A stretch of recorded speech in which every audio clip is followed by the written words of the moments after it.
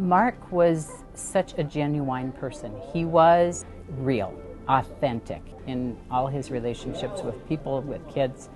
To him, life was for living and giving love, and the kids gave love back to him. He cared about us, and he always wanted to be there for us. Just wanted to be in our life.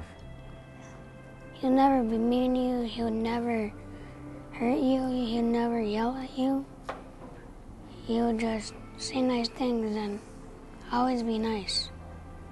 And he was like the best friend you could ever have. If you met him, he'll always be with you forever, no matter what. I found him to be one of the best people I've ever known. Just really, really, really generous.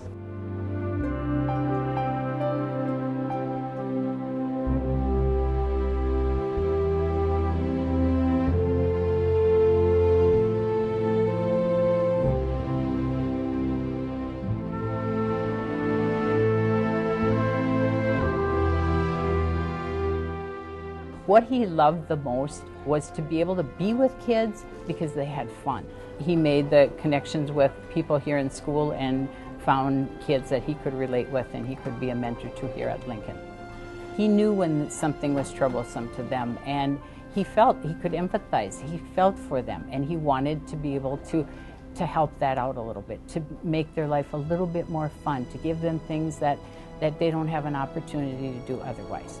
I am bipolar, which means I get real angry real quick, and he was real kind to me, and he was somebody I always could count on when I was feeling down or depressed or when I was angry. When he was there, he would try and calm me down.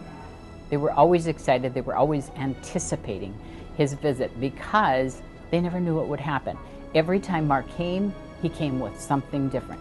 He would have Legos one day. He would have remote control cars one day.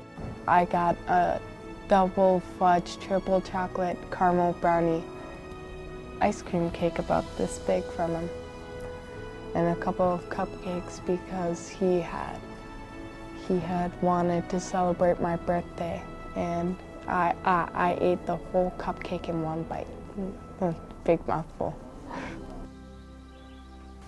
You know, when we heard that Mark had leukemia, I never really thought about it as a life-threatening disease or illness.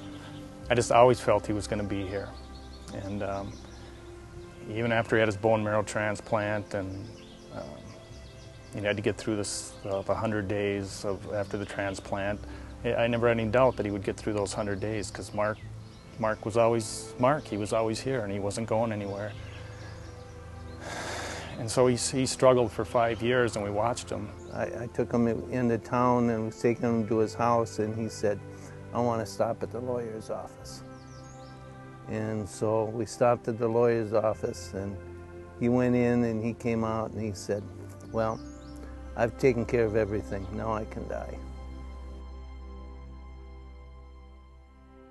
He took the last opportunity he had to set up the foundation so that in his absence, his spirit could live on. And he did. He took everything he had. We sold his house, it went to the foundation. We sold all his possessions, it went to the foundation. All his profit-sharing retirement funds went to the foundation. And that's the way he wanted it. It made perfect sense. It made absolutely perfect sense, and to give it away to his kids, that made even more sense. His kids were everything, so he wanted to make sure that he could keep helping those kids, even the ones he didn't know yet. When he started, he was the only mentor at Lincoln, and now there's 18 or 19 mentors there. He would love that. He would just be thrilled, and I miss him.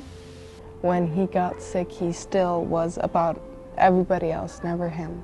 Thanks to him, I can mentor other people, and I'm starting to help other people the same way he helped me. Mark always said, you wake up each day and you have a choice of what to do with that day. and you can waste it or you can make good use of it and do something good for someone, and that's how he lived his life. He was like, he was like my best friend, and he still is, even though he ain't here, but pretty much he is here still looking over us, and he's real nice, and he's still my best friend. Strength, love, passion, perseverance. Not even terminal leukemia could prevent Mark Wood from keeping his promise to Little Falls kids. To those who needed a friend more than anything, Mark was far more than just a mentor. He was a superhero. He was their conscience. He was their confidence. He was their never-ending fun. And Mark's spirit will always live within them. To those who hear his story for the first time, he is an inspiration, a person we will never meet, and a person we will all hope to become. Through the Initiative Foundation and Little Falls Area Foundation, Mark gave everything he had to continue what he had always done: change the world, one child at a time. Even in his darkest hours, Mark Wood often said, "It's not about me." But tonight, it is. For his boundless generosity and irrepressible spirit that inspired an entire community, the Initiative Foundation and Gray Plant Moody are proud to honor Mark Wood of Little Falls as our 2007 Outstanding Volunteer. Please welcome his family to the stage to accept the award.